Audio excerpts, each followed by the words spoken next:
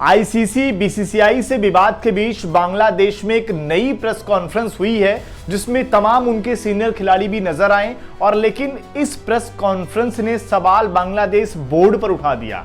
अपने आप में बांग्लादेश बोर्ड क्यों फंसी नजर आ रही है उस पर बताएंगे इस वीडियो में।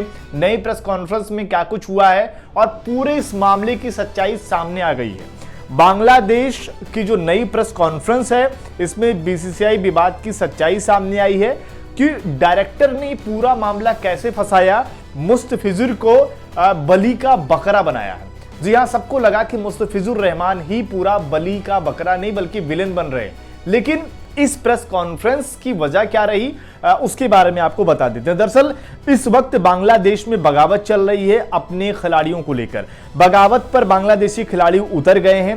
बीपीएल के मैच का उन्होंने बॉयकॉट कर दिया। चटगांव रॉयल्स और नोहाखली एक्सप्रेस के बीच में यह मुकाबला होना था। टॉस के समय मैदान पर खिलाड़ी नहीं पहुंचे। बीसीबी के डायरेक्टर नजमुल इस्लाम का इस्तीफा मांग रहे हैं खिलाड़ी। नजमुल ने टीम और तमीम इकबाल पर विवादित बयान दिया था। तमीम इकबाल को भारत का एजेंट बताया था क्योंकि उन्होंने थोड़ी समझदारी वाली बात कह दी थी। इसके अलावा बीसीबी ने नजमुल इस्लाम को नोटिस दिया है। सीडब्ल्यूएबी के अध्यक्ष मोहम्मद मिथुन ने प्रेस कॉन्फ्रेंस की और उन्होंने खिलाड़ियों के उस हक की बात करी है क्योंकि नजमुल हसन ने जो प्रेस कॉन्फ्रेंस में कहा था उस पर आएंगे।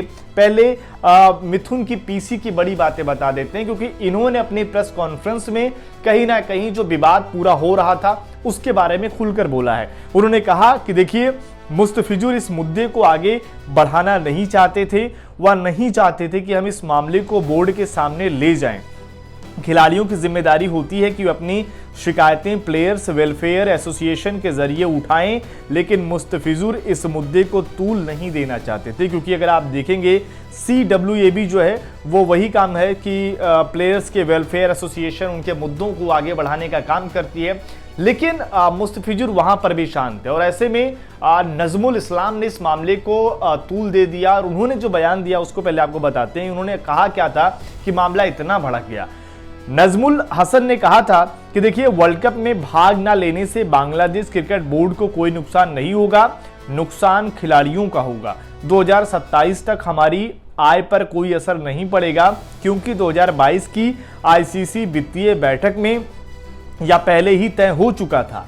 खिलाड़ियों को नुकसान होगा क्योंकि जब वह खेलते हैं तो उन्हें हर मैच के लिए हर मैच फीस मिलती है। अगर कोई खिलाड़ी मैच में हिस्सा लेता है, मैन ऑफ द मैच बनता है या कोई विशेष प्रदर्शन करता है तो आईसीसी के नियमों और मैच विनियमों के अनुसार उसे उसका हक मिलता है। वह पैसा पूरी तरह से खिलाड़ी का होता है। बांग्लादेश यहां खेले या ना खेले, बोर्ड को इससे कोई फायदा या हानि नहीं है, कम से कम इस वर्ल्ड कप के लिए। यानी कि जो नजमुल हसन कह रहे हैं कि हमें कोई नुकसान नहीं होगा, इनका खिलाड़ियों का नुकसान होगा, तो ऐसे में कोई दिक्कत वाली बात नहीं। खिलाड़ियों ने अपने जायज मांग कर दी थी कि भाई हमें कुछ मुआवजा मिलना चाहिए। अगर मान लीजिए आप ऐसे विरोध कर रहे हैं, या तो हमें खेलने जाने दीजिए या तो कुछ मुआवजा दीजिए। उस पर उन्होंने गुस्से में बात कर दी थी। तमीम ने जब बात करी कि भाई थोड़ा बोर्ड के बारे में सोचिए तो उन्होंने कहा कि भारत के एजेंट है। लिहाजा तमाम खिलाड़ियों ने और जो मिथुन है उन्होंने प्रेस कॉन्फ्रेंस की और इस मुद्दे को लेकर कि भाई इनका 48 घंटे के अंदर आप इस्तीफा मांगिए, बांग्लादेश के क्रिकेट को बर्बाद कर देंगे।